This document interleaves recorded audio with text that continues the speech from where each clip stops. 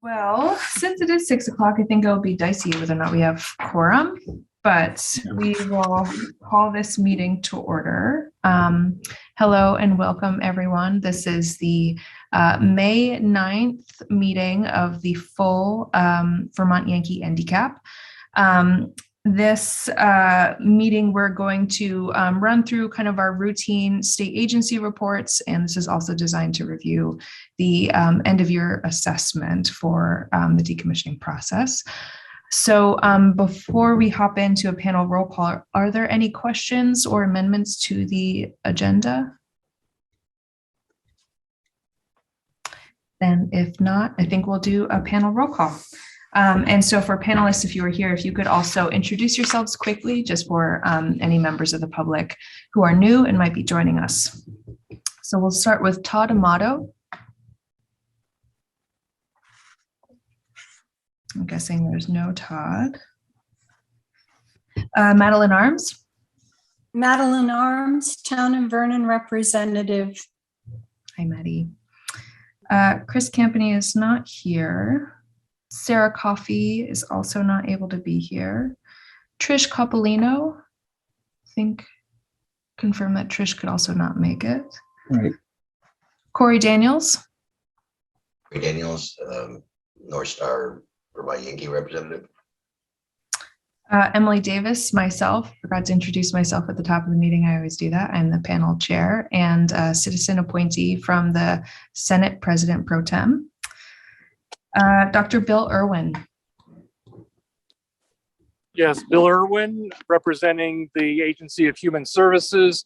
I work for the Vermont Department of Health. No. Bob Leach. Also did not see Bob Leach here. Brett Long, I think, is not able to make it. Mark McDonald, Senator Mark McDonald. Also no. David Pearson. Yes, David Pearson, representing NorthStar. Hi, David. Hello. Marvin Resnikoff. From Brattleboro, legislative appointee. Marvin. Representative Laura Sibilia. Also did not see here. Commissioner June Tierney. I'm Jim Porter, the Director for Public Advocacy on behalf of the department in place of June tonight. Thank you for being here, Jim. Josh Unruh, I think, is also not able to make it this evening. And then Lissa Weinman. Did not see Lissa come in. Hi, yes, sorry, I'm. Oh, you are. Late. Yeah. No worries. Hi, Lissa. 6, 7, 8. So I think we are just one shy of quorum this evening by my count. Is that what you have, Tony?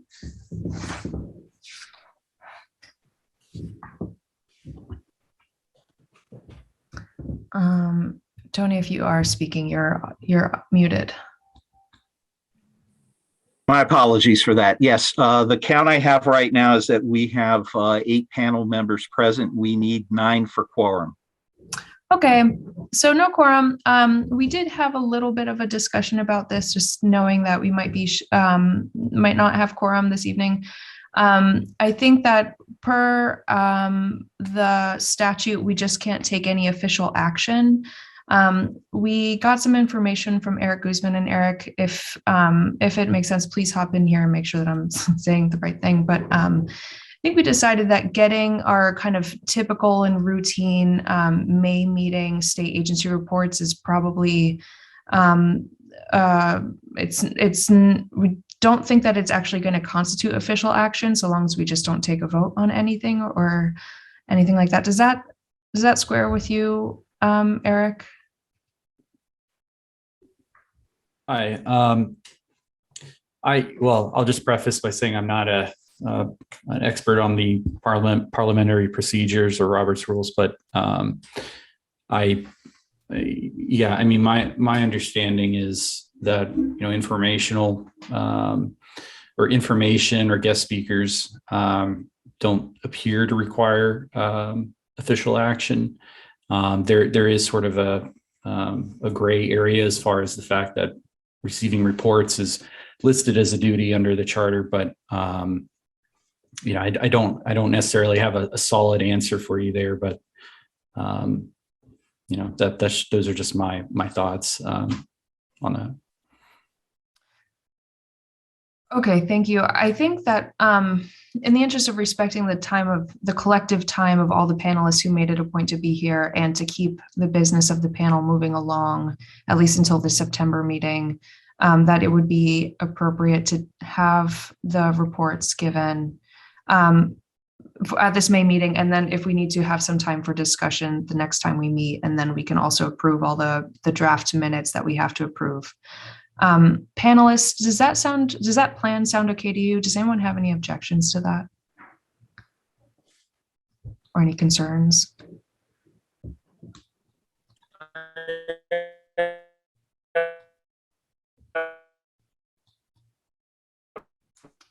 Bill, Bill Irwin, if you're trying to speak, you're breaking up.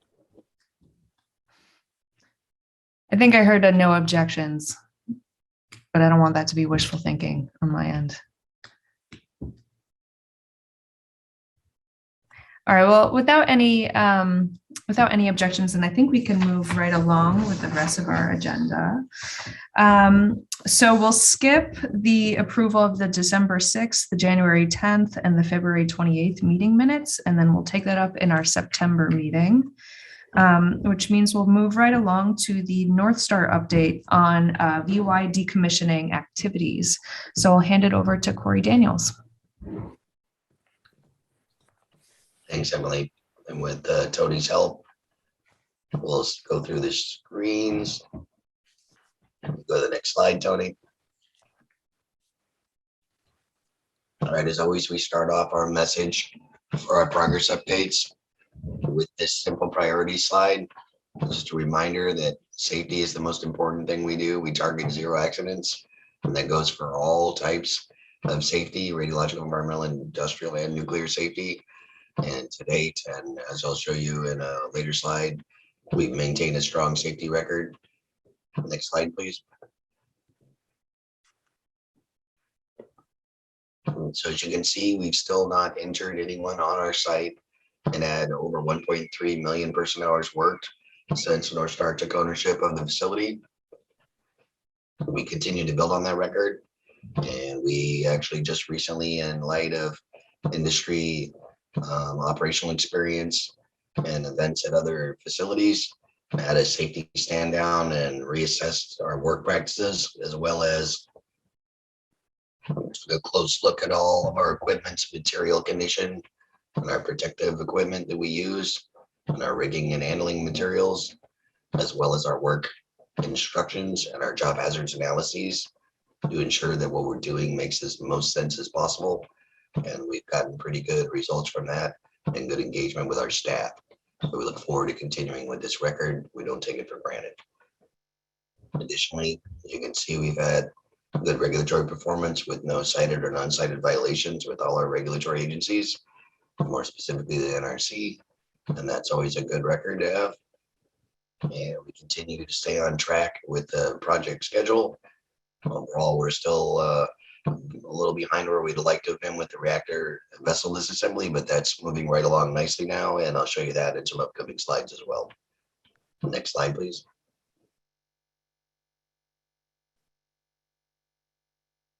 So again, a macro of the project schedule. This is just a big overview, kind of shows the big chunks that have to happen to take apart a nuclear power plant. With the spent fuel management continuing, we have it currently spec'd out until 2052 timeframe, which is about when we anticipated the Department of Energy completing their obligation to remove the fuel from the site. But ultimately, most of the bulk work completes in 2025 and into 2026. And towards the end of that, we expect the site restoration and final survey activities to be conducted, so we can do a partial site release right around 2027. Next slide, please.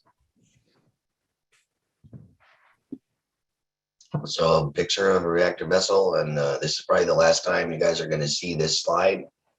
And I say that because we're down to the last few nozzles near the bottom of the vessel, and we've already commenced segmentation of the reactor vessel itself. We've removed one ring and it is up on the reefer floor and currently being set up for segmentation itself and packaging and shipment. So we're down to the very last components of the reactor vessel disassembly. And I'll show you some more photos that kind of describe that process. Next slide, please. So since we haven't met in a couple of months, this kind of shows the progression of activities. A lot of it had to do with demobilizing from previous work and vessel internals work and all the cleanup for the filtration of the blasting media and for all the cutting and the water jet work. So that was all done. All that equipment's been moved out of the way and working around from the top left to the right. You can see us making room in the dryer separator pit and getting that space all dry and prepped and ready for custom box loading. Next slide, please. Meanwhile, in the spent fuel pool, which is what that upper left-hand photo shows, we loaded what will be the final radiological waste container and packaged and prepped and decon that. You can see that shipping cast being prepped for lowering down all the way from the reefer floor to the ground floor. And then in the bottom left-hand corner, you can see it actually loaded with the team that finished that work and all set up on the horizontal transport skid. So that can be set into storage or prepared for placement onto a rail car for shipment to Texas. Next slide. So the equipment that is in use currently, the reactor vessel cutting machine, also known as the 3C machine. I forget the exact name from that, circumferential cutting something or other. But anyways, it looks kind of like a spider, and it has what I'll call a horizontal saw that slides out and performs plunge cuts circumferentially around the vessel in about 5-degree arcs.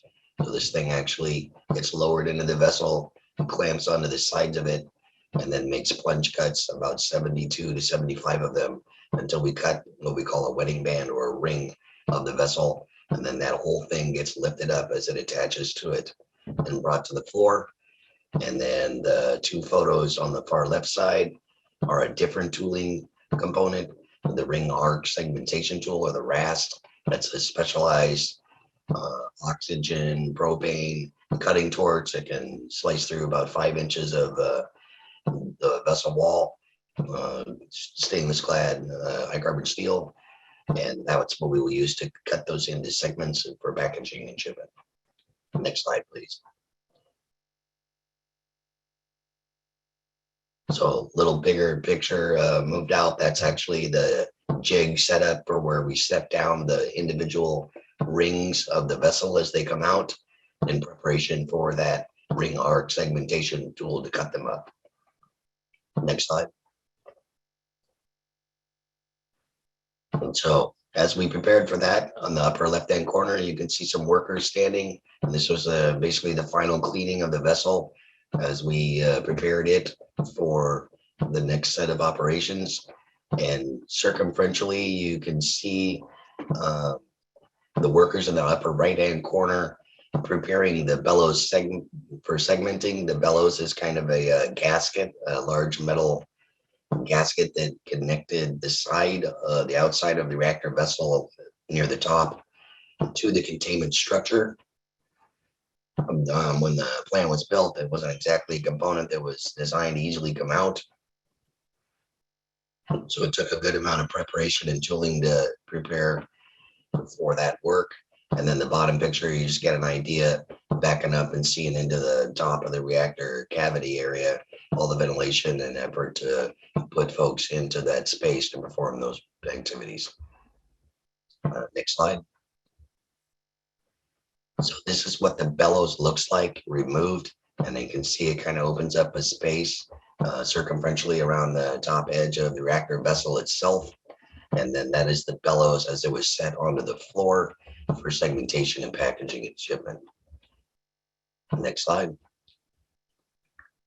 So this is in the bottom of the active area of the reactor vessel where the control rod drives. That's what all those little circular sub tubes are. Yes, thanks, Tony. So you can see this is what we call the bottom dome area. Those are actually the locations where the jet pumps used to slip fit into that space. And there's actually a tool clamped onto what is this large white component kind of in the top right hand corner of that upper left hand photo. It's actually just a gripper holding onto that while that feed sparger pipe is being cut on the backside of the reactor vessel, so that can be removed. And that was the last obstruction removed from the reactor vessel in preparation to set it up to pour the grout in, which actually got pumped up through the control rod drive housings in the bottom. And then you can see in the bottom picture, there's a nice flat layer of grout on the bottom of that provides some shielding and a nice clean flat surface for us to use a magnetic device to pick up any of the shavings and pieces that will fall down into it while we're cutting the individual rings of the vessel itself. So that's how we prep the vessel internals before we started cutting it up. So next slide, Tony. So as promised, the 3C machine, that special tool I told you that is the plunge cutter, goes down in kind of like a spider and clamps onto the top section. It also drills holes into the sidewall of the vessel from the inside, and that's where pins extend out and hydraulically lock into place, and that's what grips the piece of the vessel that we are cutting free from just beneath it as that plunge tool rotates and cuts through it. And there's a few of those, and then it lifts that whole piece out with a rigging assembly with the reactor building crane. So a pretty interesting piece of equipment. The blade spins fairly slowly. It's about, I don't know, 30 inches in diameter or so. It's a pretty impressive piece of cutting machinery. Next slide, please. Okay, so while all that work is going on the beacher floor and in the reactor cavity, you can see on the wall here, you can kind of see 6 square segments. We're finishing up the diamond wire sawing through about a 3-foot thick piece of a wall in the turbine building heater bay. On the other side of that wall is the lower level of the reactor building in the torus area. Go ahead and go to the next slide, Tony. And it's kind of hard to see, but if you look past the 2 gentlemen with hard hats on there, you can see a person sitting kind of on the wall in the back corner, straight ahead. And he is removing all the pipes and interferences, or starting to, because right where he is along that wall, your cursor, if you move it just to the left about 2 inches, you can see a guy dressed in a white suit. There's a little roll of red duct tape on a shelf in front of him. That is where that wall cut will come through. This will allow us to segment the torus and all the internal components of the lower level of the reactor building and pull them through to the turbine building with the turbine building crane, and allow ease of preparation and packaging for shipment as we empty that part of the reactor building out. Next slide, please. And then on the floor above that, which is the ground floor level, the 252-foot above sea level, you can see a large amount of equipment being removed. This is pretty much 2 shots of the same location. These are the hydraulic control units that used to drive the control rods up into the reactor to control power or shut it down in an emergency with a reactor scram. And on the left-hand side, you can see all the components. On the right-hand side, you can just see the frames for the holding all that equipment in place, seismically stable. Go ahead and go to the next slide, Tony. And then there's a little bigger picture a little bit later. That's with all that equipment removed. So that's and ultimately on both the north side and the south side of the reactor in this building looked pretty identical. There was 2 banks of these hydraulic control units, half of the 89 control rod drive hydraulic control units were on each side, and they've both been cleaned out. So we can go to the next slide. While that work was happening, additional activities are happening on the next floor up, the 280-foot elevation level. This is where the recirc motor generators were and a lot of the reactor protective cabinets and control systems were. And it's kind of hard to show, but a lot of things have already been removed from this area as well. But you get an idea of most of this is smaller components that can be removed and of a size that can be placed in our elevator and shipped down and out without interfering with competition for the reactor building crane, which is engaged in the more critical path activity of working with the reactor vessel disassembly. Next slide, please. So these are additional locations and levels in the reactor building. The 303-foot level is actually the second floor up. There's equipment being removed from there. You can see a gentleman working on what is a containment air compressor, and all the associated system and piping has already been removed. And on the right-hand side, it's one floor below the ground floor. That's where our control rod drive pumps and associated piping and systems were located, and that's all been removed as well. So basically what I'm showing you is the work that has happened with the reactor vessel has put us in a condition that has allowed multiple teams to access locations in the reactor building and start removing all the equipment as well. And that's happening very rapidly. Next slide, please. Again, third floor up. So this is just below the refill floor level. The standby liquid control system and all its associated piping has been removed. You can see a picture of the tank. It's been cut and laying on its side there a little bit. And then you can see the skid where everything lived. It's all been removed, and a bunch of the ventilation as well. Next slide, please. So while those activities are happening in the reactor building,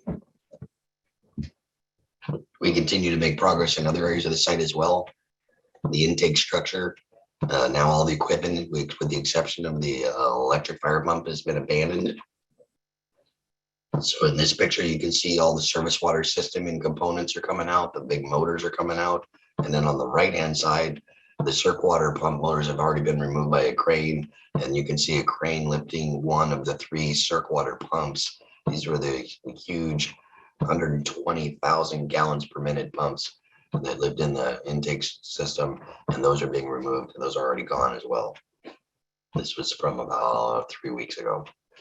Next slide, please. And as soon as they were done with that stuff on the intake, they moved right over to the discharge structure. I didn't quite get there fast enough to get a good photo of it. On the left-hand side, you can see a crane. Next to it, there's a bunch of gray cylindrical and rectangular components. Those are the shroud and fan housings and some of the casing covers for what were the circ water booster pumps. These were the pumps that took that 120,000 gallon per minute times 3 and actually lifted it up and pushed it up through the cooling towers and then back to the river. These pumps were even bigger, and you can see the base of one of the pumps on the right-hand side. You can actually see all 3 of them if you look carefully next to each other. Those are about 8 or 10 feet in diameter. So those are very huge pumps, and those have already been removed as well. Next slide, please. So in addition to those items that are happening both in the reactor building and then on the outside spaces, we continue to make preparations to secure power to the power block area of the site. We were actually able to complete that cutover last Sunday. It's a big transition moment for the decommissioning work. Really what it means is any remaining safety systems and components that were originally necessary are no longer required. We retooled our fire protection program as a result of it. We brought in the local fire chief and walked him around and showed him that we're really down to just a few smaller scope activities, and it's really industrial decommissioning work now that's happening. You can see the folks bringing the power in on the poles. On the upper right-hand corner, you can see a spool and some wire, and there's actually a temporary load center set up. On the bottom right-hand side, you can see that photo is actually from late February, March, where they were stringing power to the location where that comes into the buildings. But what this really does is it eliminates all the electrical hazards from the 40+ miles of wiring that lives in the plant. So the configuration control challenge of being certain that every single thing is de-energized on the site is now removed, because now only power goes to the few select loads that we are purposefully supplying it to from the street or the couple of portable generators that we have set up on site. So big and important step for decommissioning. A lot of preparation went into this. A lot of work had to happen to get to the point that allowed us to kill power to the power plant and continue the work. And now this really frees up our ability to bring machines in, keep our folks safe, and do the work at a rapid but controlled pace. Next slide, please. And as always, I'll show you a picture of a couple things leaving. That cask that you saw him load the last one of, that's it in the upper right-hand corner. Watched it go by the office window, the water tanker on the left, and a gondola down below. I can only show you so many exciting photos of stuff leaving by rail. So next slide, please. And so we continue to ship about 3 rail cars per week. We find that to be a fairly optimal rate for the size staff we have and our generation rate. That helps prevent the accumulation of materials. It helps us keep the place clean and safe. It helps ensure that we don't have combustibles of any appreciable amount accumulating. And it also keeps us on track for moving the materials out on schedule. So we've gotten, I think that number's up to about 425 shipments now. And obviously you can see we're at 47.5 million pounds have left the site already. So those are the numbers as of the end of March. Next slide, please.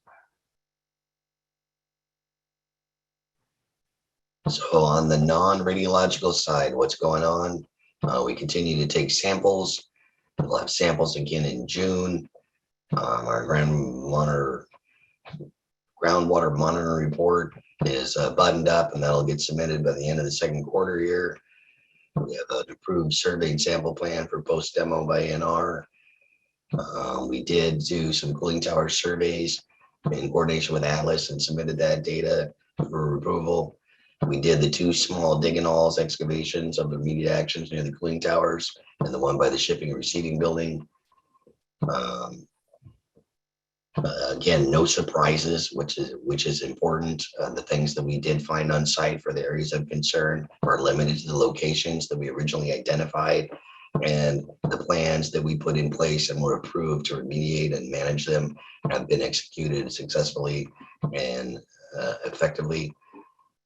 And as you can see, we continue with our bi-weekly calls with all the state agencies to ensure that Graham Bradley and Trish Capolino and all the other folks who would need a touch point on a regular basis know what's going on in the site and can ask any questions and make sure they understand any changes or issues that we might be having. And there's really nothing exciting to report there. Next slide, please.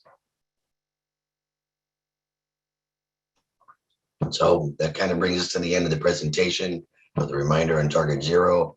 The non-radiological stuff's going as predicted. The activities for the decommissioning are actually accelerating, and the vessel work has gotten to what I will call the predictable and not easier, but part where we have high confidence with our tooling and equipment performing well. So the goal is to continue to manage our staff in a safe and prudent manner, and we keep the decommission moving on schedule. And I'll pause there for any questions.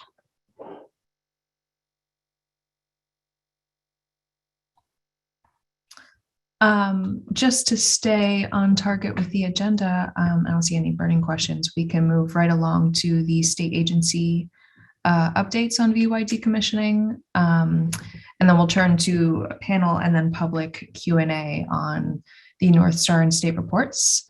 But first, we'll hear from the Department of Public Service.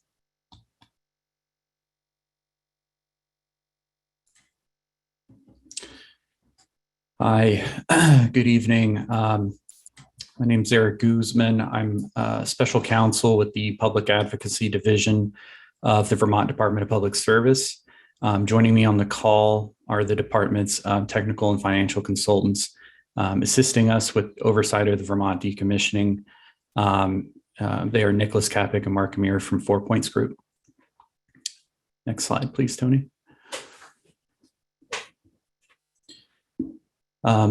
Just as a quick overview of the department's role in decommissioning, the department maintains a continuing role characterized in two parts.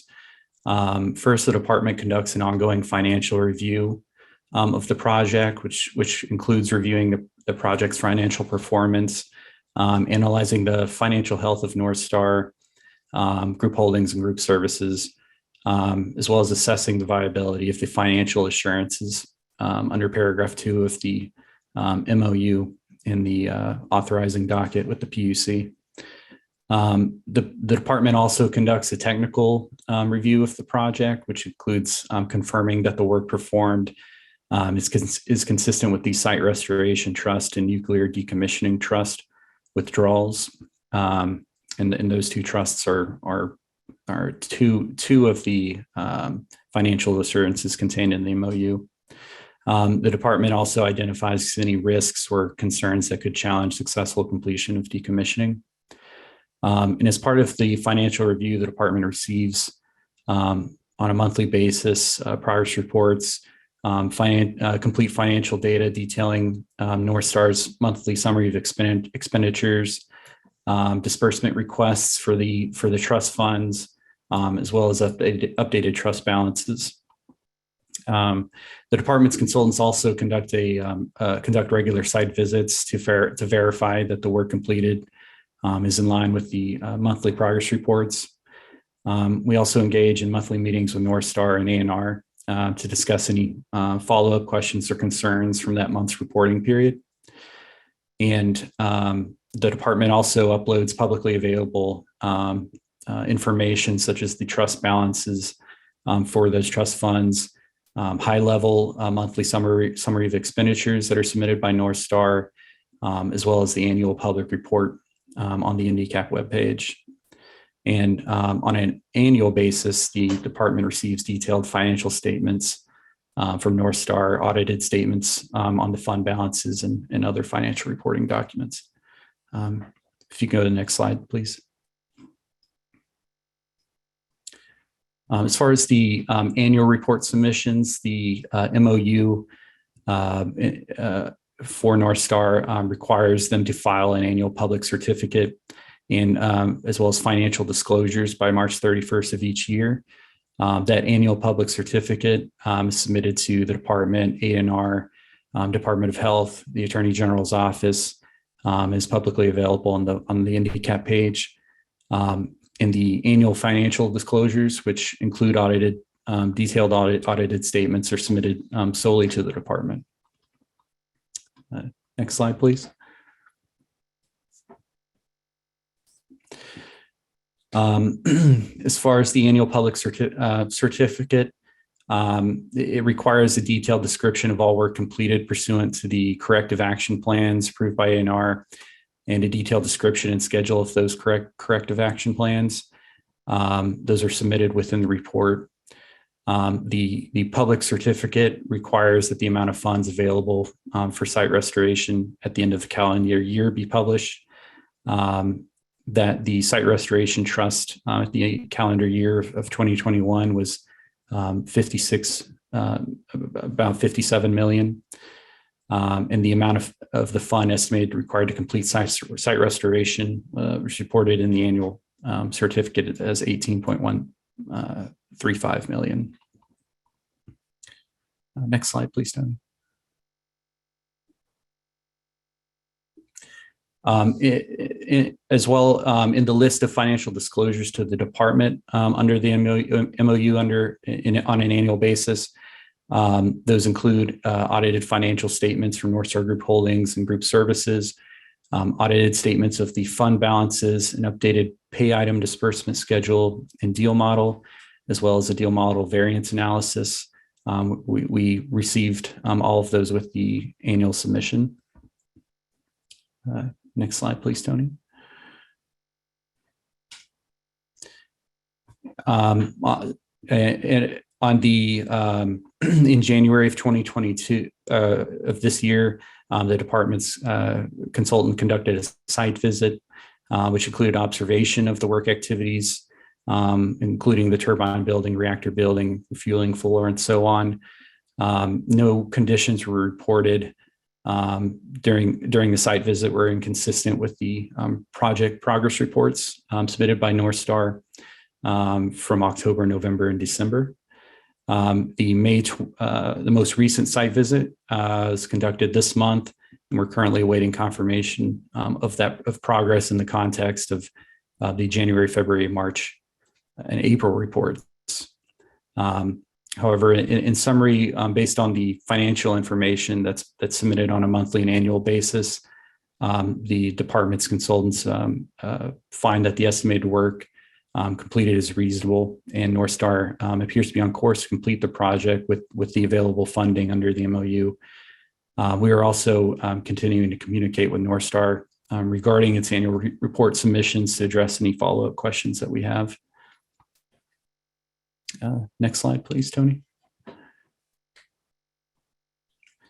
And this slide just provides an update on the monthly disbursement list for those, the Nuclear Decommissioning Trust and Site Restoration Trust from January to current April. So all disbursements listed there for work that has been completed. And as of April 30th of this year, the Decommissioning Trust sits at roughly $242.3 million. The Site Restoration Trust sits at $52.2 million. Next slide, please, Tony. And this is a list of the monthly trust balances for those two funds from December to April. And just as in summary there, I don't think you can see all of it, but we divided up the work into sort of three categories. License termination activities total at approximately $536.2 million.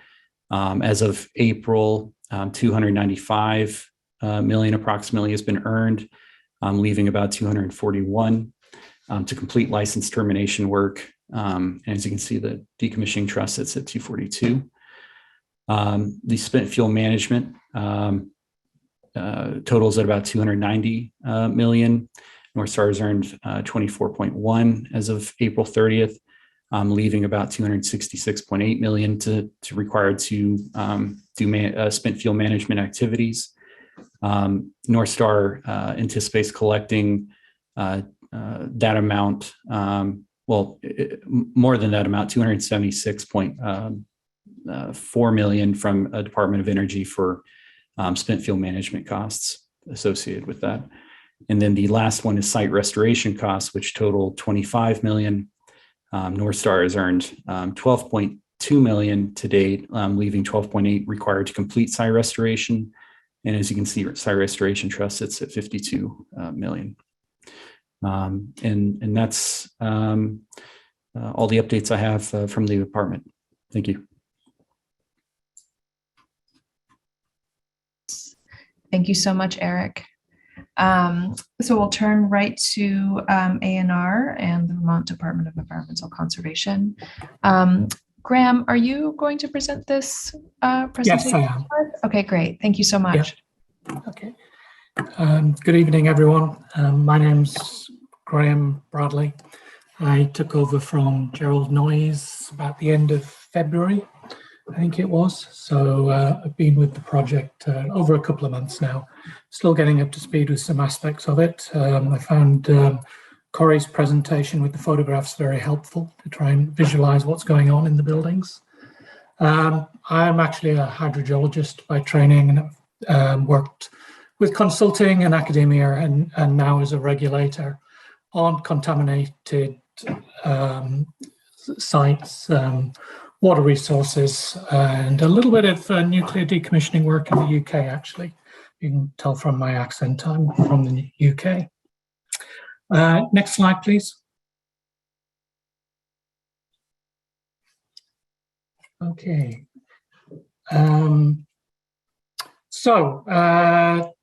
Yeah, I think Corey's presentation was probably a little more interesting. I don't have the fancy photographs. I took my lead from Gerald's previous presentations.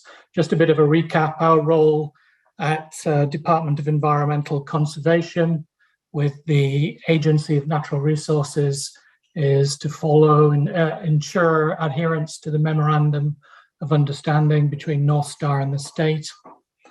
We coordinate some of the ongoing communication with bi-weekly calls with the different state agencies and NorthStar and NorthStar's consultant, Haley and Aldrich.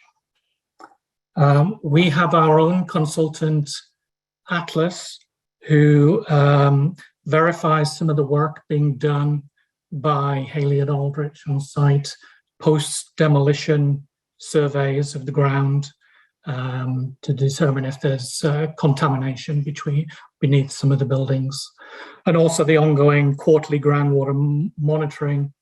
Atlas, our consultant, takes split samples of those to verify the results that are provided by Haley and Aldrich.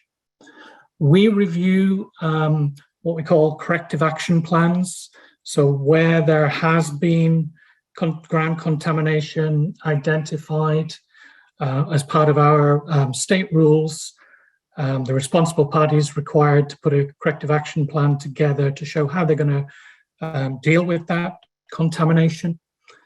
In most cases, the few areas where there has been some non-radiological soil contamination identified on site, that generally requires excavation, testing of the sidewalls and the bottom to make sure they're clean, the contamination has been removed.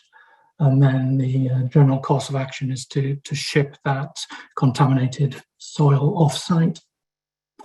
And then Haley and Aldrich are required, working for NorthStar, required to produce a completion report to document all that work and show that the contamination has been dealt with. Other programs within the DEC, I work for the Contaminated Sites program.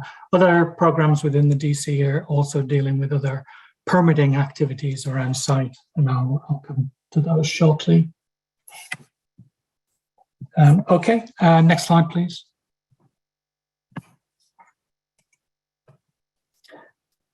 So in the last few months, there's been 2 rounds of quarterly groundwater sampling in December and March. And as Corey mentioned, we're just waiting on now. We'll expect to receive shortly the annual groundwater monitoring report.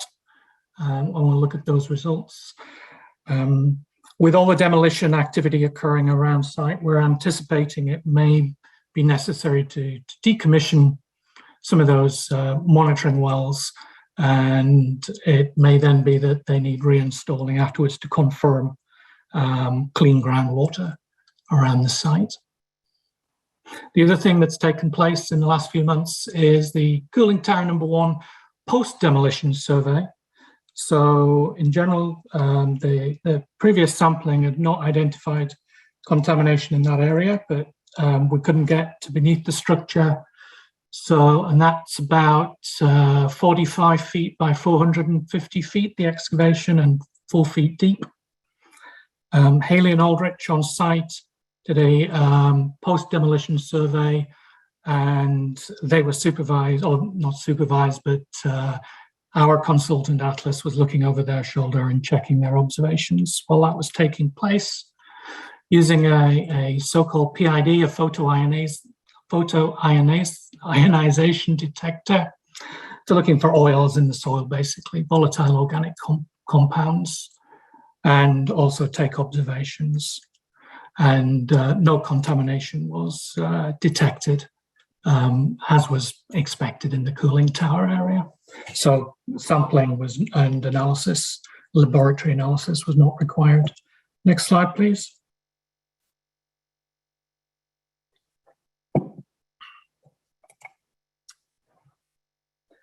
We received 1 corrective action completion report. This is we previously approved a CAP, a corrective action plan, This was a former transformer near the cooling tower I just referred to, where polycyclic aromatic hydrocarbons had been detected in the soil. So that required an excavation of around 20 by 25 feet, to about 2 feet deep, I believe it was. And there was sidewall sampling undertaken and base sampling. And actually one of those did come back with contaminants above the standards. And so the excavation was extended until a clean sidewall had been exposed. And that contaminated soil was shipped off-site as fill and ballast with the other waste to waste control specialists in Texas. And the excavation was backfilled with clean fill. I've been through 2 more corrective action plans that I think were referred to in the last presentation. I'll be putting those onto the environmental notice bulletin for public comment once they're approved by us. And those are for fuel impacted soils around the turbine building and fuel impacted soils around a large fuel oil above ground storage tank. I believe that excavation work won't actually be taking place until next year, so we've received those in plenty of time for approval. Next slide, please.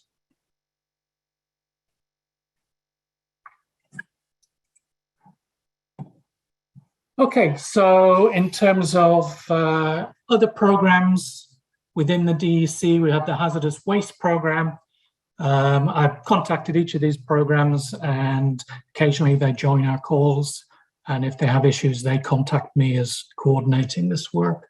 There's no shipments of hazardous waste since August 2021. I understand there's an off-site battery shipment coming up, and that will likely be shipped as mixed waste.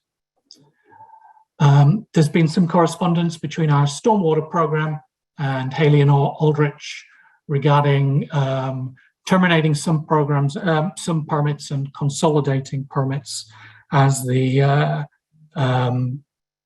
demolition activity and decommissioning activity proceeds. There were some changes to the public drinking water well on site. That required some changes to construction permit, and that was closed out. And because of the changes in requirements for that permit and the number of people on site, there was a change in some of the water quality sampling requirements. Member of our rivers program, I understand, is visiting site in June to look at where those intake and outfall structures have been removed, and work with Army Corps of Engineers and NorthStar on how that bank will be reinstated after those structures have been removed. And finally, members of our hazardous waste program and direct discharge program who've also issued permits on site. They visited the site last week to get a better idea of visually what's happening. Okay, I have one more slide there, please, Tony. Just a summary of our ongoing work. Bi-weekly, as I've mentioned before, we have the general communication calls with NorthStar, their consultant, and the various VT agencies. And yeah, as DEC, we are overlooking the non-radiological investigations and remediation activity. So as buildings are removed and we can get to the ground underneath those buildings, Further investigation and remediation as required will be ongoing. I mentioned some monitoring wells, groundwater monitoring wells may be decommissioned if they're likely to get destroyed anyway, and we'll be ensuring, if necessary, they're reinstalled so we can demonstrate NorthStar can demonstrate that the groundwater is clean once demolition activities are complete. Post-demolition surveys will continue. I've got 2 corrective action plans. I'm anticipating more to be approved, and then we'll be continue working with Atlas to oversee the work of Haley and Aldrich and verify when those completed corrective actions are completed. And I work with the other DEC programs to ensure all permits are processed as appropriate. Okay, thank you very much. Thank you so much, Graham. So now we'll turn to any panel questions for either Corey Daniels, Eric Guzman, or Graham Bradley on their presentations.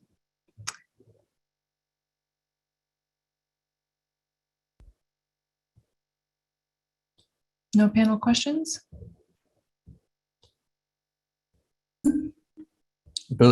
I'm sorry, this is Eric. I believe Marvin has a question. Oh yeah, go ahead, Marvin.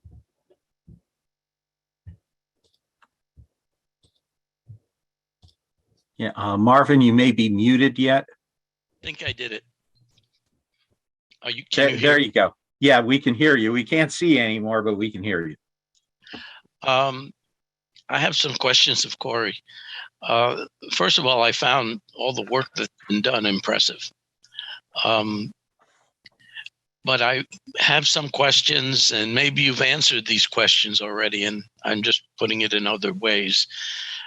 The core shroud has been taken apart, and I thought then that was going to be put into the fuel pool.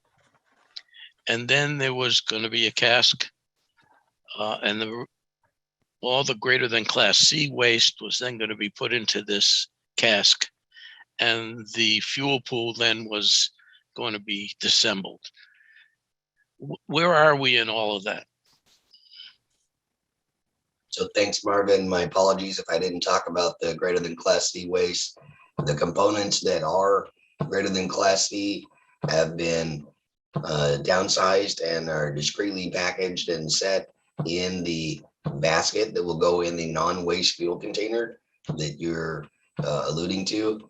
That non-waste fuel container will be loaded similarly to the fuel casks and overpacks that are all on the pad.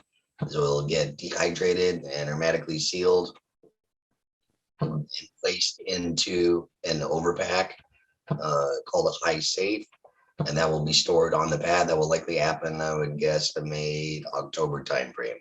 But we don't want to compete with the reactor milling crane and other components used for the vessel disassembly work. So that will happen after the vessel disassembly is completed.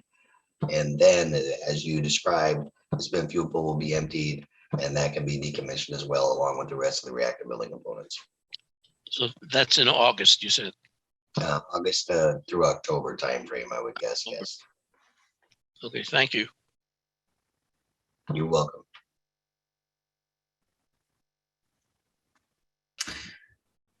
Any other panelist questions? Otherwise, we can open it up then to members of the public. And I do see, we'll start with Skyler Gould. Hi, Skyler, if you could just introduce yourself Hi, and then go right ahead. Yeah, I'm right here. I'm Skyler Gould. I live in Brattleboro, and I'm on the board of Citizens Awareness Network. Corey, very impressive. It sounds like you guys are doing your job. I just one question about one slide. You were towards the end. You were loading a cask in the bottom of the reactor vessel. Is that correct? Well, or no, I'm sorry. It was in the fuel pool. It looked like you were loading a cask with fuel rods. Am I mistaken? Yes, Skyler, you would be mistaken. All the fuel assemblies were loaded and finished up in 2018. Yeah, So that's what I the thought. materials that you saw being loaded were just the last pieces of the reactor vessel internals that'll be shipped as rad waste to Texas. So those were probably discrete components, parts of jet pumps, other pieces that were still on the inside of the vessel that are not part of the greater than Class C waste components. But Not part of the greater than Class C. That's correct. So that was the last rad waste container that will go in a Type B shipment to Texas. And so it kind of marks the end of the vessel internals that have to be shipped away. And we're down to basically the last bits of finishing up the vessel disassembly. The amount of radioactive material even on site, with the exception of the Class C material that still has to be packaged, is really de minimis compared to everything else that's already been removed. And while we take it all very seriously with safety and the controls, I say that so people understand the radiological decommissioning component of the site is coming to a completion. And now it's really just the physical deconstruction of all the structures and the remaining components, with very little amount of it being radiological. But thank you for the question. Yeah, well, congratulations. So can you characterize the 35,500 curries that have been removed from the site? Just can you give us some perspective on that? Yeah, so obviously the spent fuel is the majority of all the radioactive material that was available and is traditionally a component of a nuclear power plant. So that still remains on the ISFSI, safely packaged in the high storm containers. And then the amount of carries that have been removed and shipped to Texas signify the majority of the components that were activated or relatively highly activated pieces of the vessel system, piping, steam piping components that were activated through the course of 43 years of plant operations. There are still a couple of small component areas, but they're fairly discrete and I'll call them monolithic in nature, like a heat exchanger here and a phase separator and a smaller tank in another location. So there's a few things left that'll leave, but they'll basically be individual components that'll be packaged and shipped by rail. Fairly simple, not a lot of complex operations or segmentation to occur with respect to those things. So the amount of complexity and ease with which we will be able to manage those things is definitely reduced to a point where it's much more simplistic and there's not much left. Thanks. Just one other thought. I'm ignorant on these issues, but I think I remember from leading up to the sale and the start of the decommissioning that the underground pipes were going to I think it's below 4 feet, are going to be reamed out before being filled with grout, or aren't there possibilities of significant amounts of radioactivity in these pipes? So that's kind of I think you're blending a couple of concepts there. And according to the MOU, all structures will be basically removed to a depth of 4 feet. Any of the radioactive systems will be removed or decontaminated so they can be basically free released. And then there's an additional element that any void left as a component or as a result of something we would leave in the ground that's below 4 feet needs to be stable or stabilized. So it would either need to be filled, as you suggest, with a flowable fill or gravel or some component, or it would have to be demonstrated that it would not create a void or hazard into the future. So I think those are the things you're talking about. What I'll tell you is all the piping that has a radiological component to it will be removed. But what remains in the ground and still has to be removed is is really fairly de minimis in comparison to the carry contents that we're discussing and we're talking about here with pieces of reactor vessel internals or the greater than class C waste. It's really a very small component of it. I'm thinking about things like the delay lines that went to the stack that weren't in use for most of the last 35 years of plant operation. There's trace radioactivity in those. Those will be pulled up and removed as well. But that's more of just an excavation activity with some small amount of radiological and contamination controls and to ensure that we don't manage to spread anything but it's all pretty much fixed contamination at that point. So those would be fairly simple jobs in themselves. But good question. Everything gets removed to 4 feet.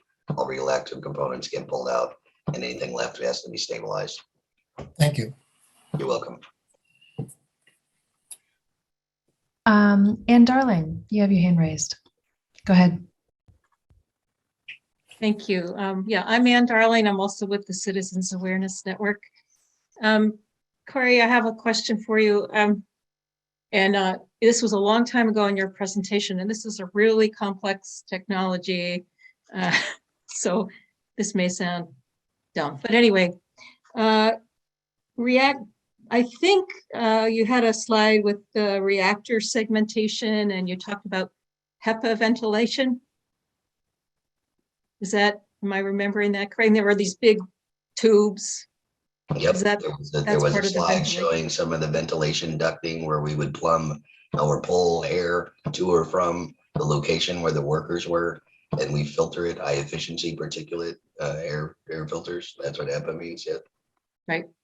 So what you needed to get that air out of there, right, and filter it. So what was in it that made you need to get it out of there? Well, mostly we supply clean, cool air to the work location. So the workers have recycled, or I should say replenished air that is fresh and cool. But on the chance that there are any airborne particulate or particles, as per the most part, the contamination that exists on the vessel is fixed in place. Right, the activated materials are just radioactive. But if you were to scratch or scuff the surface of even a metal surface, and there are minute radioactive particles, they can become airborne. So we pull that air away and cycle it through a filter to ensure that we can keep our workers as safe as practicable through the operations that they're conducting. So in this case, you're saying the radioactive, it's in particles that can be filtered. It could possibly be. For the most part, there are not any, and Right. it is not a hazard. But as a precaution and to ensure the safety of our workers, we go out of our way to control with engineering controls as much as we can the air quality to prevent anybody from ingesting or breathing in any materials that could have radioactive particles in it. And to date, I don't believe we've had any uptakes with the work that have happened on the floor for those activities. So our controls have been successful and our precautions have been effective. Thanks. You're welcome. Lisa, you're up next. Yeah, thanks, everybody. It's just always incredible to me, the amount of energy and time and manpower and the enormous effort that it's taking to dismantle this plant. And I believe it is the largest industrial project in the state of Vermont at this time. And it's just, it's incredible, the amount of resources going into the dismantling of the plant. And I really appreciate NorthStar's diligence, but it feels kind of sad that we're expending all of this energy and resource on something that's just being taken away. It's kind of mind-boggling. But my question is a wholly different one, and it's just sort of to pick up to something I haven't heard in a while, and that is the role of the cultural indigenous expert that we had once discussed years ago, because the area of EY actually is a very significant European contact settlement area. And I've been learning more about that recently. And I'm just wondering, are you still consulting with a cultural, it was Rich Hulsher or whoever? Is there still any kind of focus on that as you're excavating the site? Just curious. So thanks, Lisa, and that's a very important point. As we worked with the town of Vernon and continue to do so, and they consider options for potential redevelopment of the parts of the site that we anticipate being able to release. We had included, and again, with the land use study and inventory with help from Antioch University, we included discussions with Rich Olshaw as a tribal representative, and he made some wishes known and understood about what he would like to see or have considered for opportunities for the site.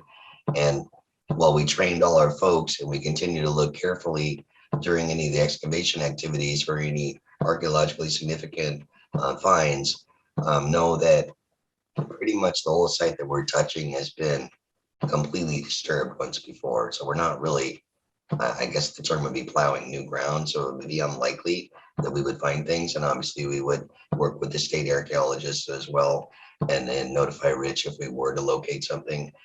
But you bring up a good point, and I haven't had a touch point with Rich in a little while between COVID and the other activities. And I will reach out to him again and remind him, he at one point had considered coming to the site and maybe performing a blessing or a ritual, but he really wants the land to heal. So, and I don't want to speak for Rich, but I always appreciated his insights and what he brought to the conversation. He thinks about things a little more holistically than I think most of us tend to, and considers that we exist as a part of this great place and in harmony with it, not just as owners or custodians of it.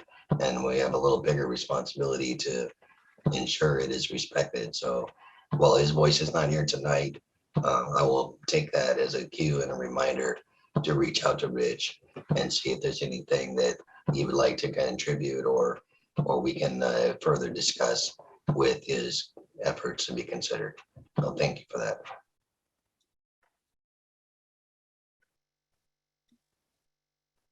Thank you. Okay, thanks everyone. I don't see any other hands. So now we'll just turn to any other early general public comments for folks that might not be willing to stay or able to stay to the end of the meeting.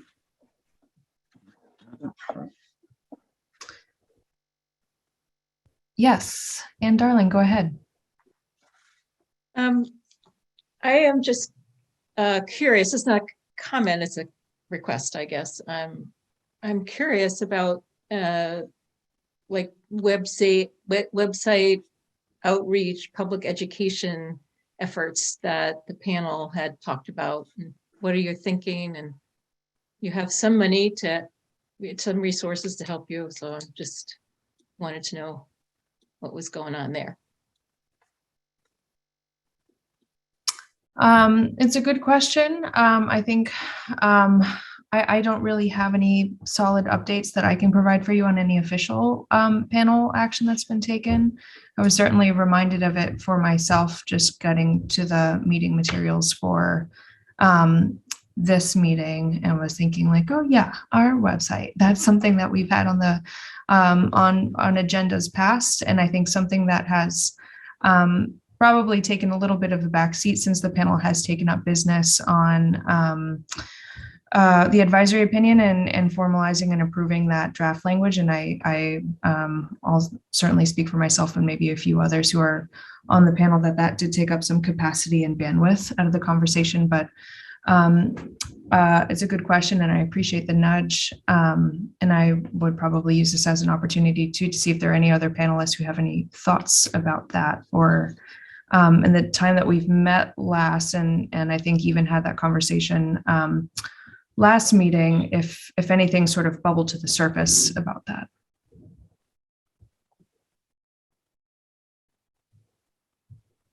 But I don't see any. Hi, Emily. I hopefully you can hear me right now. Yes. Mm-hmm. Hi, this is Tony Lashinsky, State Nuclear Engineer, for those of you who don't know me.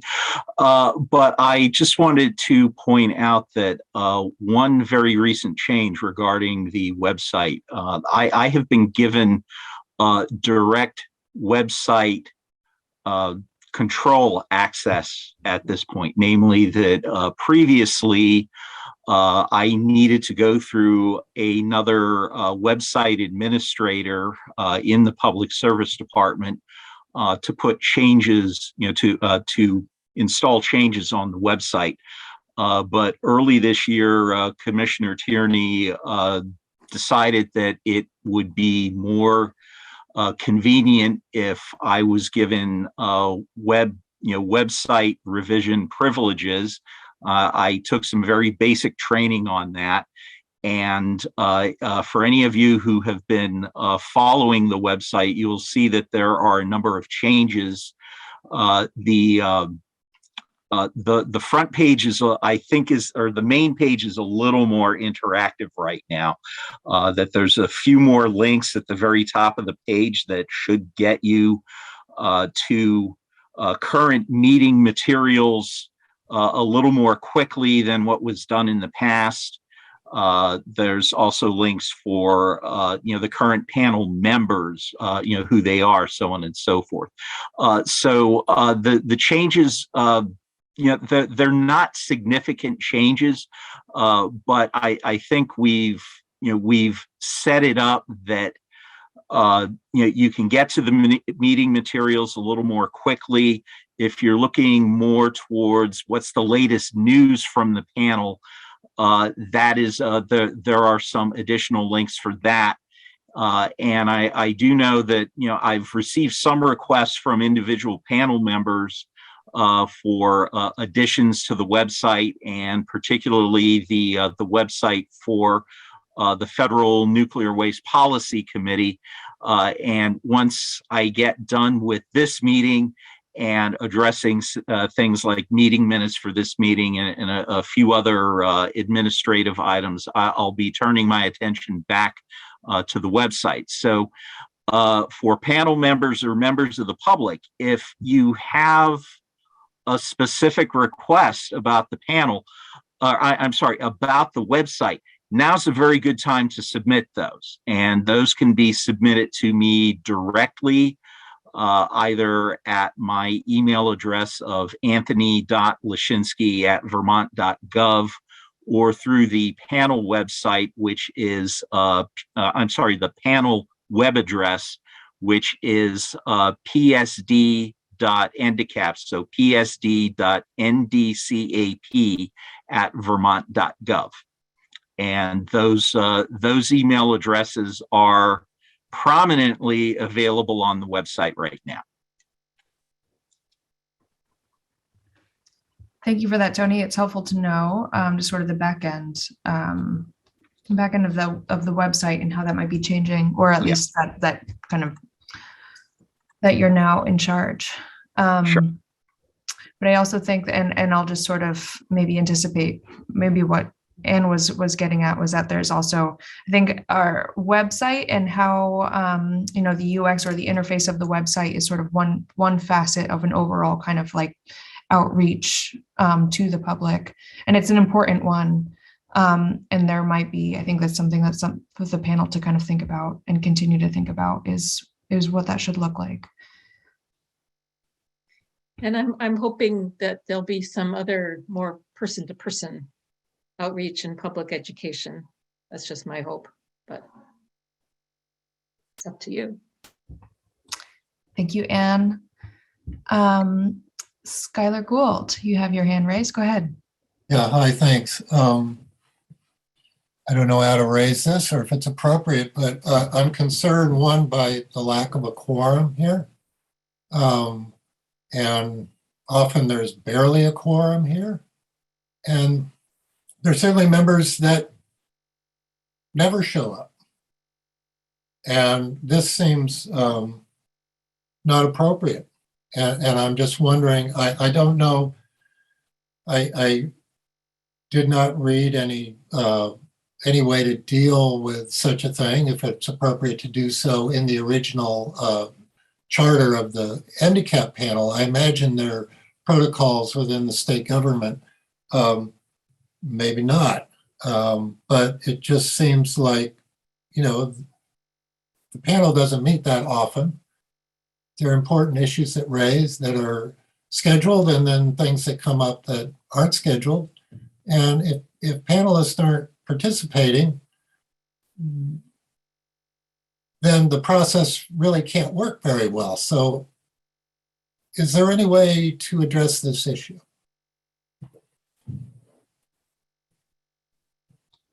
It's an important one. I mean, I share the concern. It's always a little dicey when you start to facilitate a meeting to have quorum insecurity.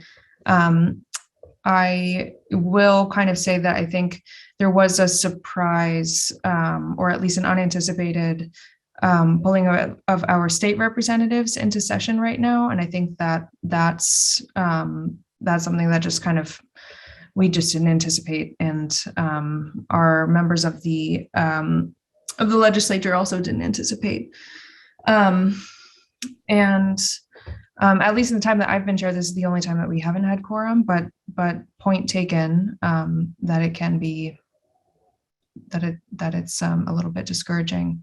I don't know of any sort of, protocols necessarily to address the issue besides, I mean, going through, like you said, the member list and seeing who are the people that never participate or are never here, and maybe reaching out to them.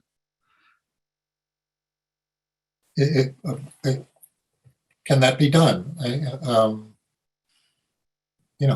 Who would have the authority? I assume June would have the authority to ask their intentions. I mean, I don't know if you could force a resignation, and there are still positions that are unfilled and have not been filled for a long period of time.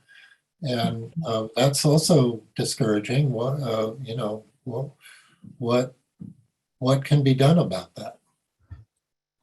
I mean, on that first point, I don't think I would have to consult. It's a little bit, feels like out of my pay grade, maybe to start to think about resignations or forcing a resignation. I mean, panelists do have established terms, and that is in the statute. Yeah. I think that's as far as I know about that, but that would probably be something that I would go to and ask Commissioner Tierney about and see how she would interpret the statute and what that might look like. So you get numbers up at the meetings. I think I'll write Joan a letter.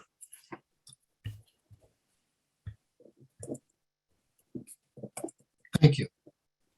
Thank you. Any other general public comments? Otherwise, without seeing any. Oh yeah. I Marvin, just why don't you send out a letter asking about a person's interest? People who aren't showing up, why don't you ask them if they're interested in get a sense of whether they're going to attend or not?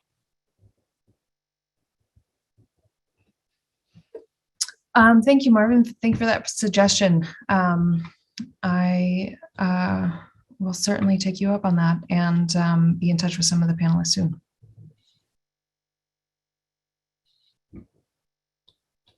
Any other comments? Hi, Emily. This is Tony again. I just got a phone call from Bob Leach, and Bob has said apparent, and I confirm this. I can't confirm when this occurred, but he said he joined a couple of minutes late. But the way the webcast is showing him, it's identifying him as under his wife's name of Rosalie. But Bob's been here for a while, so with Bob here, we actually have a quorum.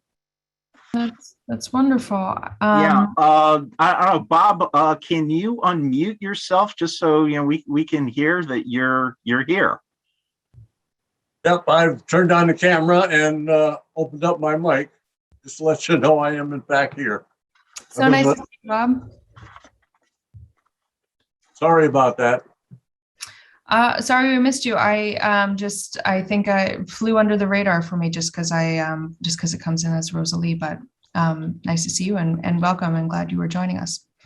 So we did have quorum after all. Roll call. Okay, so anything else? Otherwise, we'll move to turn it over to Lissa and the Federal Nuclear Waste Policy Committee activities and a status update, or if you have any other general updates for the panel. Sure. Well, thank you, Emily. And I think we have all of the other members of our committee are on. Our diligent members of our committee are here tonight with us. So thank you guys for your diligence. There's not really a lot to report. Of course, we submitted that advisory opinion in February, and I did get some comments from members of the public as to why that wasn't more publicized. And again, this might have to do with our website or just our protocols. We haven't had an advisory opinion in a long time. But I said I would mention it to the panel tonight, that when we do an advisory opinion like that, whether it's related to nuclear waste or anything else, what are the protocols for releasing it publicly? Do we do a public release or do we just put it on the website? I actually don't know the answer to that question, and I think it bears discussion. So that's one point. Yeah, what happens after we do an advisory opinion? Does it just go on the site, or is there actually a press release? Then we met again on March 28th, and we invited folks from Deep Isolation because we were interested in a number of grants. I think totaled about, I don't know why, I think it's 48 million, but that might be more than was actually allocated by the Department of Energy. But there have been a number of grants that have been given out at the beginning of the year related to ways to reduce the spent fuel, related to potential reprocessing, and different ways to deal with research around, are there ways to dispose of the nuclear waste that we haven't thought of before. And Deep Isolation is one of those companies that has some innovation that they're bringing to the table. And Betsy Madru gave us a presentation. It was very interesting, but definitely not something that we're probably ever going to be able to employ in Vernon.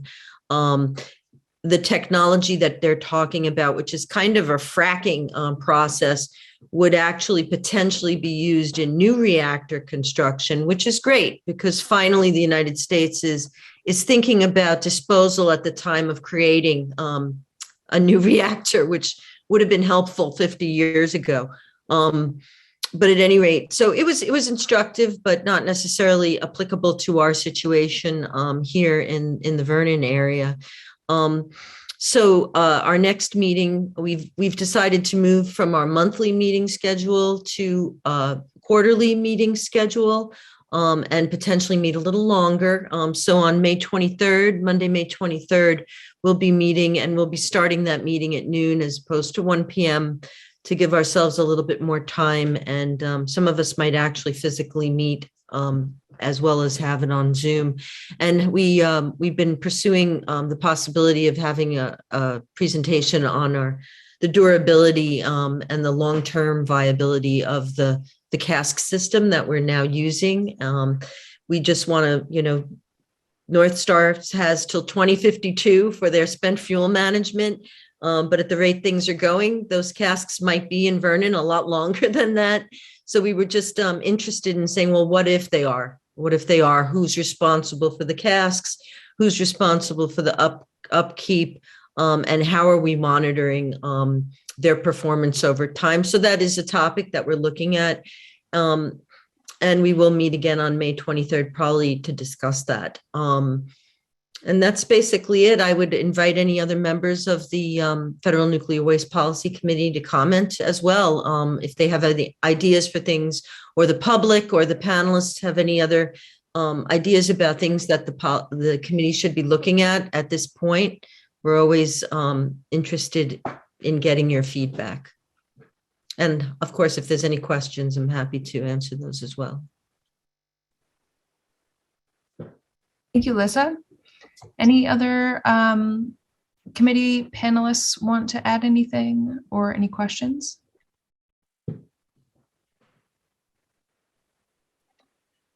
Yeah, Emily, this is Tony again. Yeah, Lissa, sometime late this week, or well, actually, no, it has to be this week, so we have enough time. I'll reach out to you so we can discuss the May 23rd meeting a little bit further.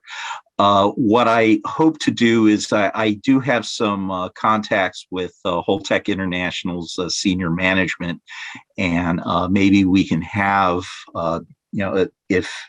if someone is available May 23rd, maybe we can, much like we had a speaker from Deep Isolation, I'm hoping we can have someone from Holtec International speak on May 23rd.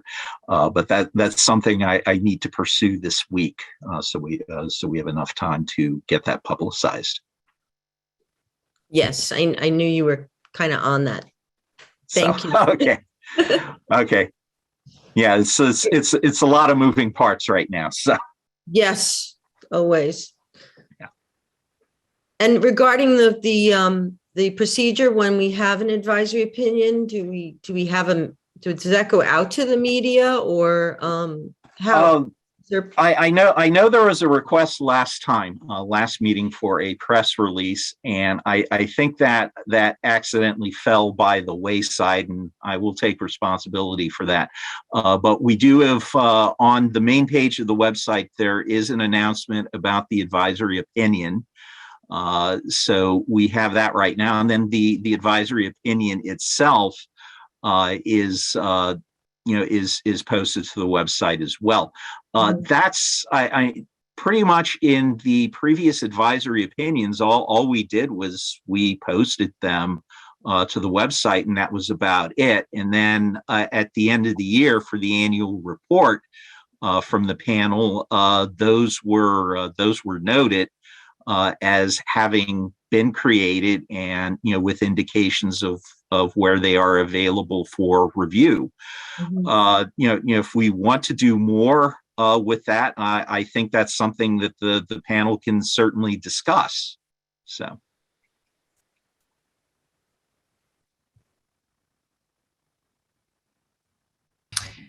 Anybody else? Oh yeah, Skyler. Yeah, hi, thanks. I'd like to suggest that posting the advisory opinion on the website does not really fill the bill of advising the governor, the General Assembly, the agencies of the state, and the public on issues related to decommissioning. That just doesn't do it. It seems to me that the panel should address the governor, should address every member of the General Assembly and the heads of the agencies, and should also address our federal congressional delegation and send a letter and tell them what, give an outline of the process that the panel's been through, and show them the advisory opinion and let them read it for themselves. It's not a difficult thing. I'm sure, Lissa, I'm sure you could come up with an introductory letter and let's get that in the mail. Or at least the email.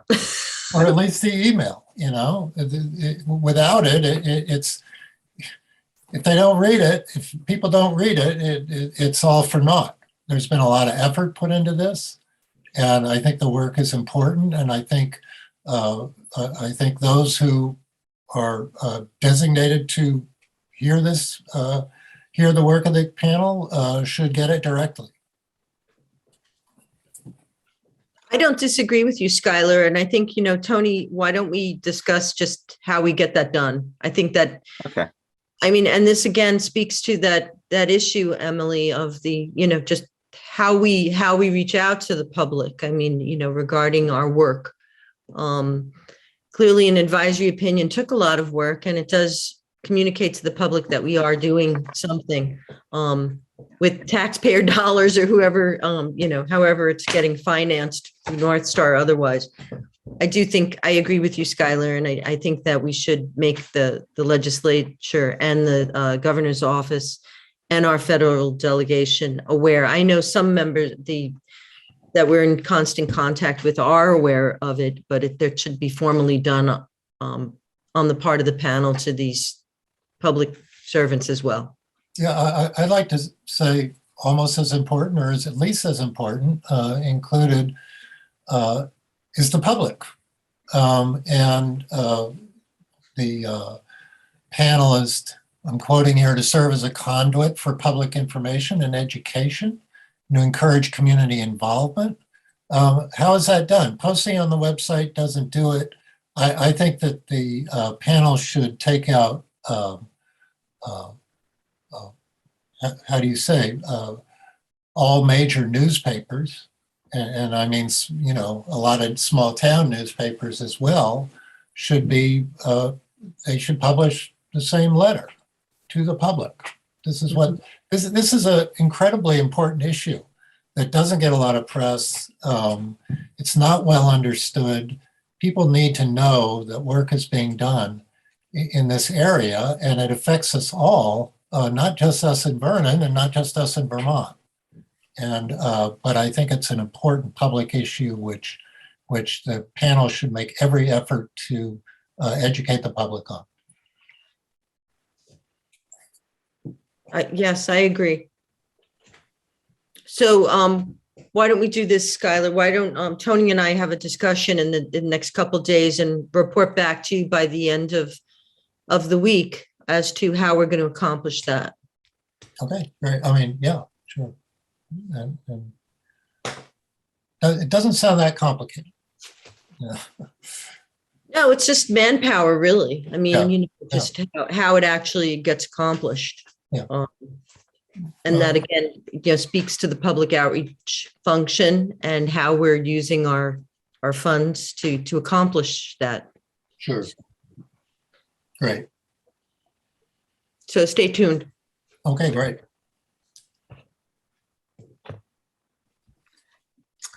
Yeah, and just one thing I'll add, what I neglected to mention about this last advisory opinion, I mean, it was also submitted to Department of Energy as comments regarding the consent-based siting process. So Department of Energy does have a consent-based siting process website up. That has now published all of the comments received regarding the request for information that was issued in December of 2021. So we can certainly link to that. I can't remember if I have that link already on the website. I think I do, but don't quote me on that. All of the comments are there. I know the comments that I submitted, I was involved with 3 different comment sets, are all published right now. And I also noticed that Chris Campany's comments submitted on behalf of Wyndham Regional Commission are there. So it appears this time around they received significantly more comments than what they did in the last comment period, which was end of 2016 going into early 2017. It looks like there's about, I want to say about 1,100 pages of comments right now, whereas the last effort, I think, produced about 133 pages of comments. But I'm not convinced that DOE has published all of the comments from the previous effort, because I'm not seeing comments there that I know were published earlier. In other words, the common sense that I was involved in the earlier effort, I'm not seeing right now. So. That's right. And excuse me, Tony, I may be confused here, but I was going through the site looking for the advisory opinion, actually. Yeah. And I believe what I copied off of that, just for my own files, was not a last edit of, it was a draft. Okay, well, I'll take a look at that, but there should be at the bottom of the main page, there should be a section that is nothing but the approved advisory opinions.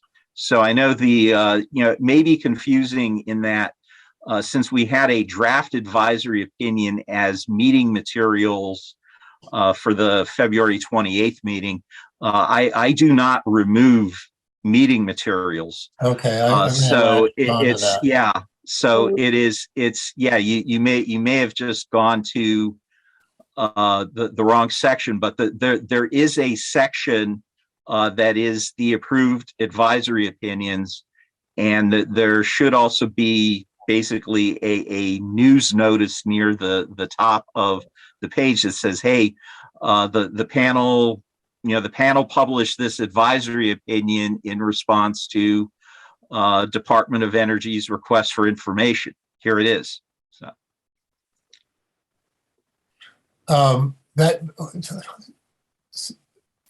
the advisory opinion was reached and published not in its entirety in response to the DOE's request for information. I mean, it's its own thing. Yes, it is. Yeah. So anyway, I'll go back to the site. If I can't find it, I'll let you know. Okay, terrific. Yeah, and I'll probably take a look for that too, because it's supposed to be there.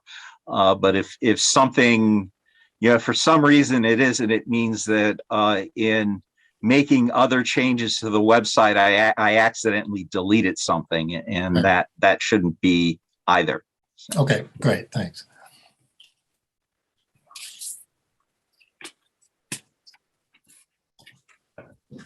Okay, unless there are any other public comments, then I think we can move along. Panel, since we do have quorum, I would entertain a motion to just go back a little bit in the agenda and address the review and approval of the minutes from December 6th, January 10th, and February 8th. Panel, would you be prepared to just take care of that housekeeping?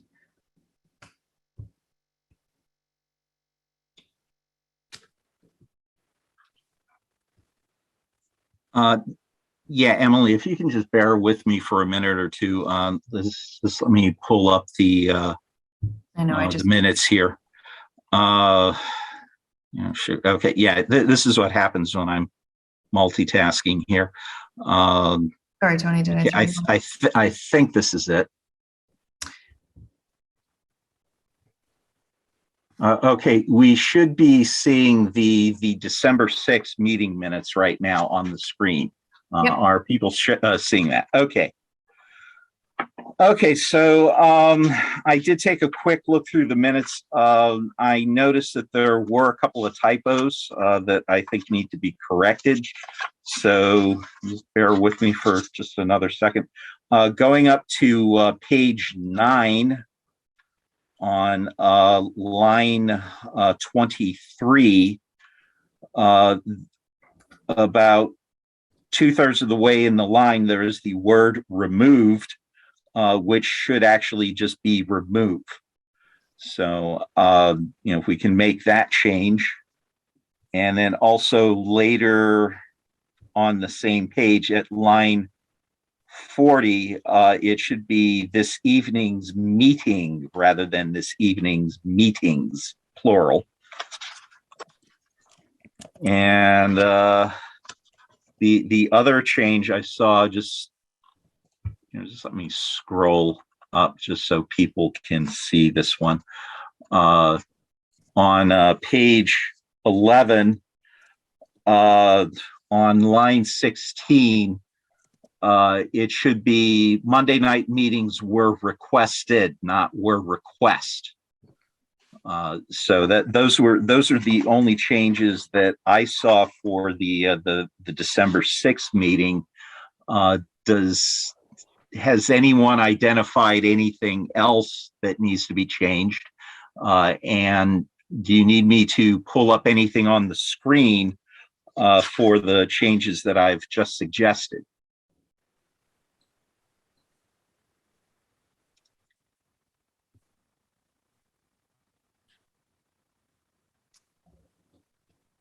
I'm not hearing anything, Tony, so. Okay, neither am I.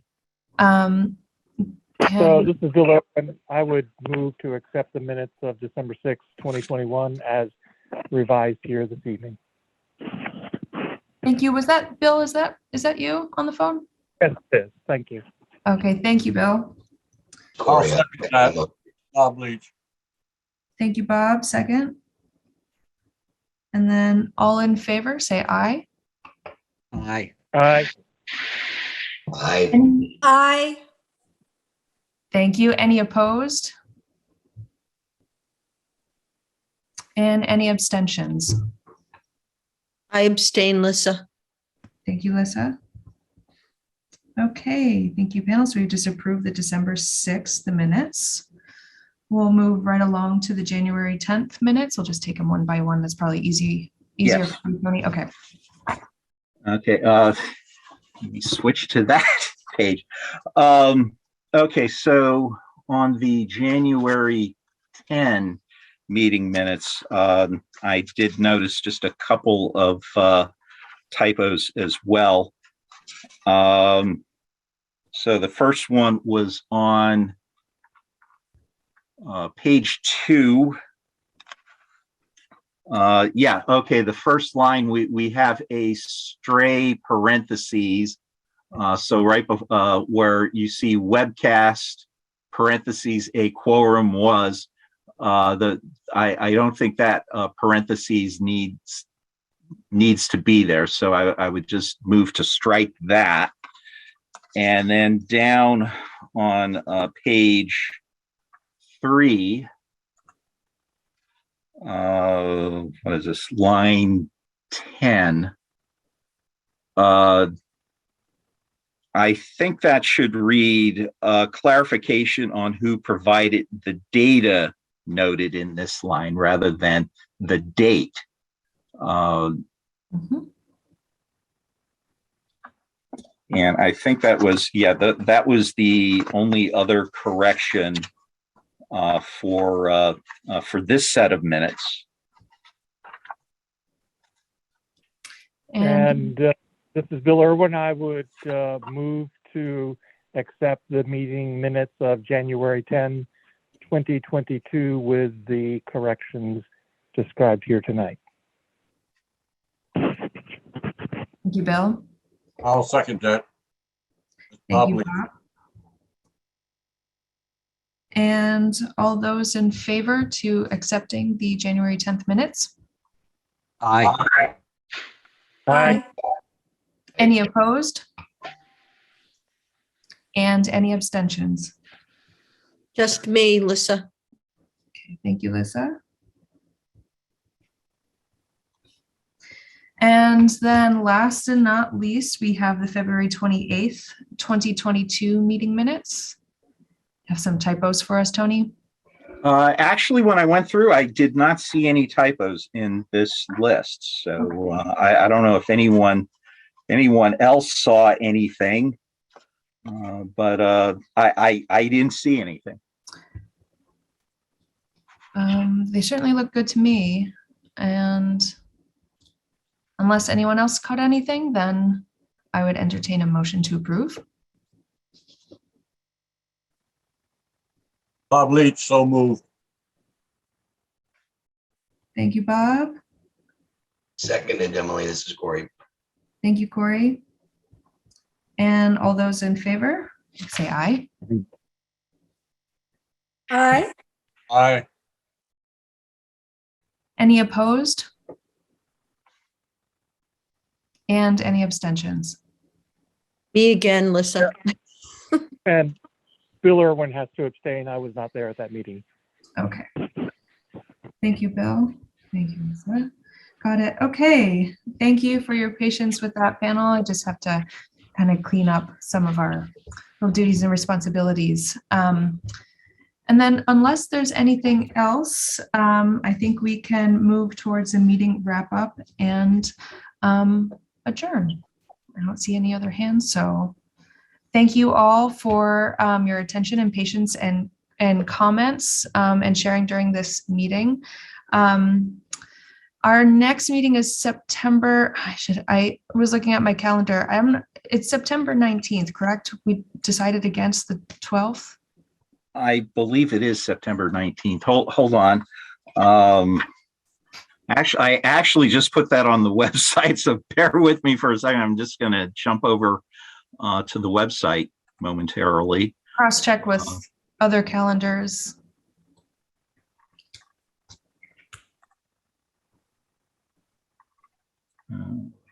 Down here.